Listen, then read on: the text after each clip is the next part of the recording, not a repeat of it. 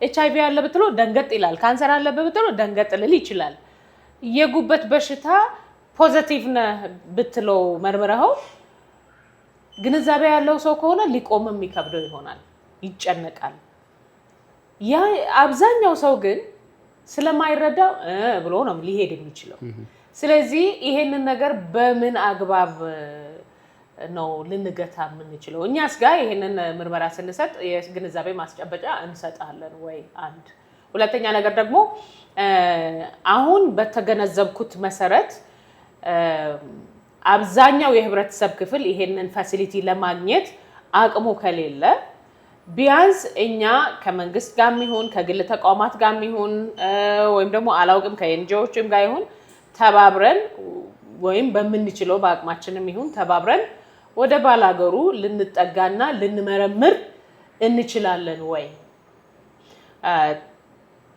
አስፈላጊ ጥያቄ ስለሆነ ነው ይሄንን ማለት ላይክ ሞባይል የሆነ ላብ ይዘን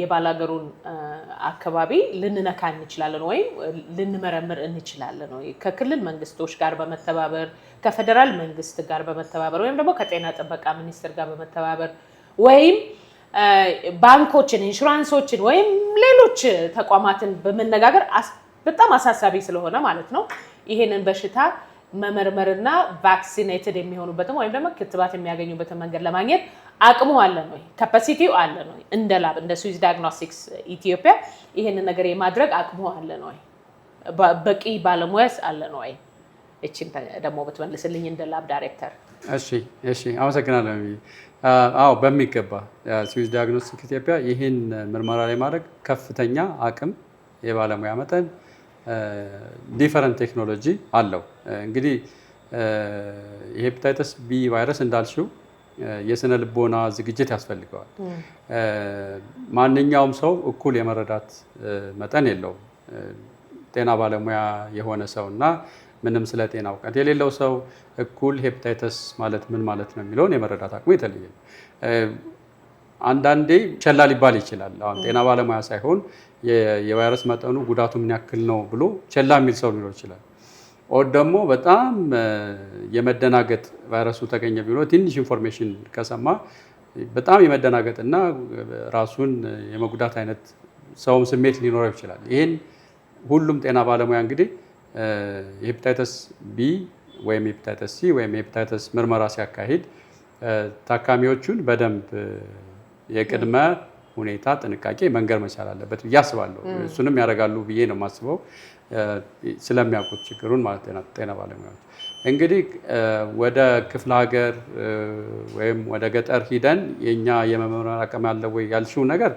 በጣም ክሩሻል እና ቫይታል ስለሆነ አብዛኛው ሰው እና የአብዛኛው የጉበት ቫይረስ የሚመጣው ከክፍለ ሀገር አዲስ አበባ ውስጥ የተወሰነ አዌርነስ አለ ግን የሚበዛው እንግዲህ በምርመራ ችግር ምክንያት የመተላለፊያ መንገዶችም ኤኒ ፍሉድ ስለሆነ የሚተላለፍበት ከሰውነታችን የሚወጣ ማንኛውም ፈሳሽ ነው መተላለፊያ መንገዶቹ እና በሱ ምክንያት እንግዲህ ወደ ክፍለ ሀገር የጤና እውቀቱ በደንብ የሌላቸው ሰዎች አካባቢ የመተላለፍ መንገዱ ወይም የቫይረስ ስርጭቱ ከፍ ይላል ስለዚህ እሱ እንዳይሆን እኛ በማንኛውም መንገድ እኛ ሰፖርት የሚያደርግ አካል ካለ ሂዶ ሞባይል ላብ ይዘን እዛ አካባቢ ለተወሰነ ጊዜ ምርመራ ወይም ስክሪኒንግ ቴስት ማድረግ በጣም ቀላልና ማድረግ የምንችለው ነገር ነው እሱን ማድረግ እንችላለን ስለዚህ ስክሪን ካደረግን በኋላ ሁለት አይነት ነገር ነው የሚሆነው እንግዲህ ኔጌቲቭ የሆኑትን ወደ ክትባት እንዲመጡ ፖዚቲቭ ከሆኑ ደግሞ ፖዚቲቭ ከሆኑ በኋላ ምን አይነት ነው ውስጥ ያለው ቫይረስ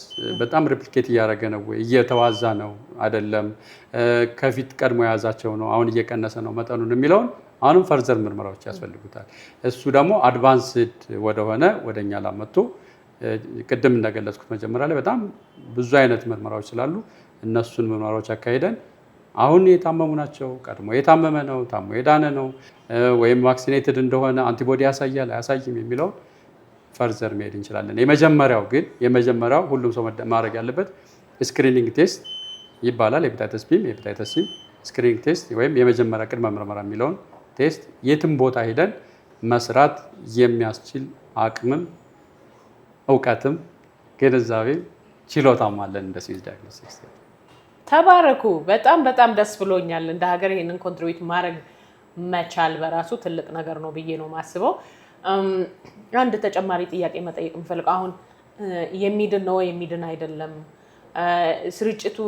የስርጭቱ መጠን ከፍተኛ ነው ከፍተኛ አይደለም የሚሉት ጥያቄዎች ላይ አንድ ተጨማሪ ካንተ እንደ ባለሙያ መረዳት የምፈልገው አንድ ሄፓታይተስ ቫይረስ በተለይ ደግሞ ቢው አደገኛው ቢ ነው አይደለም? እሱ ሰውነታችን ላይ ኢንኩቤት እስኪሆን ድረስ ምን ያህል ጊዜ ይፈጃል? ለምሳሌ ዛሬ ተመርምሬ እኔ የለብኝም ቢባል በዛው ማወቅ ትችላለህ ኢንስተንትሊ ወይስ ላይክ 2 ወር 3 ወር ላይክ እንደ ሌሎቹ በሽታዎች በተለይ ደግሞ ቫይረስ የሚተላለፉ ወይም እንደ HIV እንደምናምን 3 ወር 2 ወር ከምናምን ቆይቼ ተመልሼ መጥቼ ድጋሚ መመርመር ይኖርብኛል?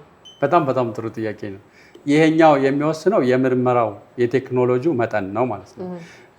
ራፒድ ቴስቶች የኢንኩቤሽን ፔሪዮዳቸው ትንሽ ሎንጌት ያደርጋል እንደ ሰውየው የኢሚኒቲ መጠን ማለት ነው። እንግዲህ ኢሚኒቲ ማለት በሽታን የመከላከል አቅም፣ ይሄ የሚወስነው የምርመራው መጠን ነው። እንደኛ አይነት ላብ ሲመጡ ኢርሊ ዲቴክት ማድረግ የሚችሉ የፎርት ጀነሬሽን የኢላይዛ የመመርመሪያ መንገዶች አሉ። ራፒድ ቴስቶች እንደምንላቸው አሁን በየጤና ተቋማቱ በየጤና ጣቢያው ምናምን እንዳሉት አይነት ሳይሆን ከሱ አድቫንስ ያደረገ ቀድሞ ዲቴክት ማድረግ የሚችል ቴክኖሎጂ አለ። እንደ ምርመራው አይነት እንደ ታይፑ ቀድሞ ዲቴክት ማድረግ አንዴ ይመረመራሉ አለ የለም የሚለውን ቼክ ካደረጉ በኋላ ወደ ቫክሲን ማስኬድ ይቻላል ማለት ነው። ስለዚህ እንደ ቴክኖሎጂው እና እንደ ተቋሙ አቅም የኢንኩቤሽን ፔሪዮዳቸው ይለያያል ማለት ነው። ቴስቶቹ ስለሚለያዩ በጣም ደስ ይላል።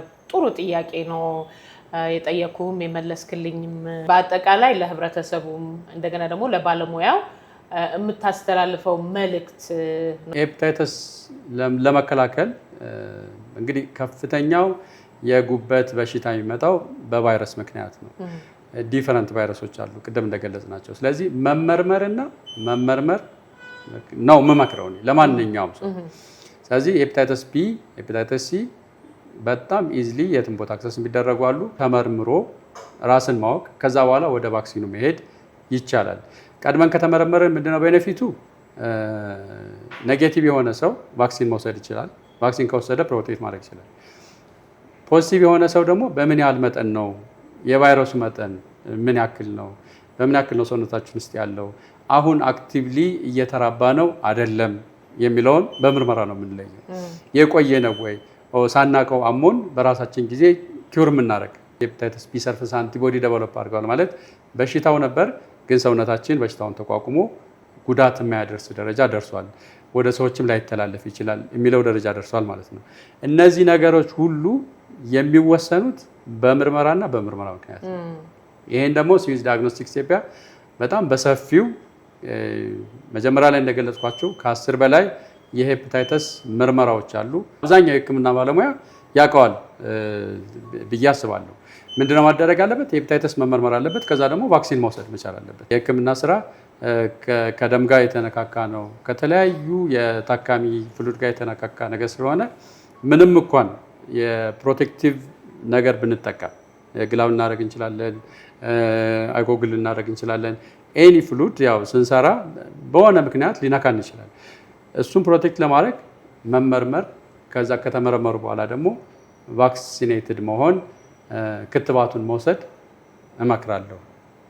ቢቻል ለሁሉም ሰው ስፔሻሊ ጤና ባለሙያ ክትባት መውሰድ አለባቸው ብዬ አስባለሁ።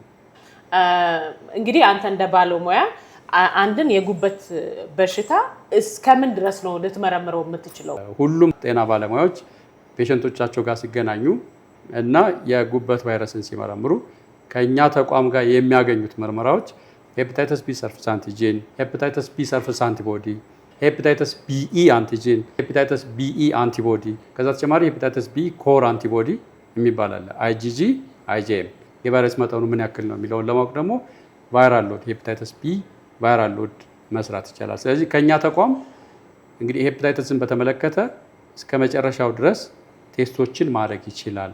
በእውነት በጣም ደስ ይላል። ይህንን መስማቴ ራሱ በጣም ደስ ይላል። የእኛ ላብ ስለሆነ ብቻ ሳይሆን እንደ ሀገር በጣም ትልቅ ክፍተት ብለን የምናስበው ነገር ነበረ። ንቅለ ተከላውን አድርገው ይመጣሉ፣ ልቡንም ኩላሊታቸውንም አሁን ጉበቱንም እና ወደ ውጪ ነው የሚልኩት እና በቃ እየሰራልኝ ይሆን እያልሰራልኝ ይሆን ላይክ 20 ቀን 1 ወር ምናምን ይጠብቃሉና እዚህ በስንት ሰዓት ውስጥ እንሰጣለን እነኚህን ቴስቶች? እንግዲህ ከኛ በላብ ደረጃ በሰዓታት በ3 ሰዓት በ4 ሰዓት ውስጥ ውጤት ማግኘት ይቻላል። ወደ ፓቶሎጂ ስንሄድ ደግሞ ከፓቶሎጂ ጋር በተያያዘ 5 ቀን 6 ቀን የሚፈጁ ቴስቶች በአንድ ቀን እንደምታውቂው በአንድ ቀን የፓቶሎጂ ውጤቶች እየደረሱ ነው።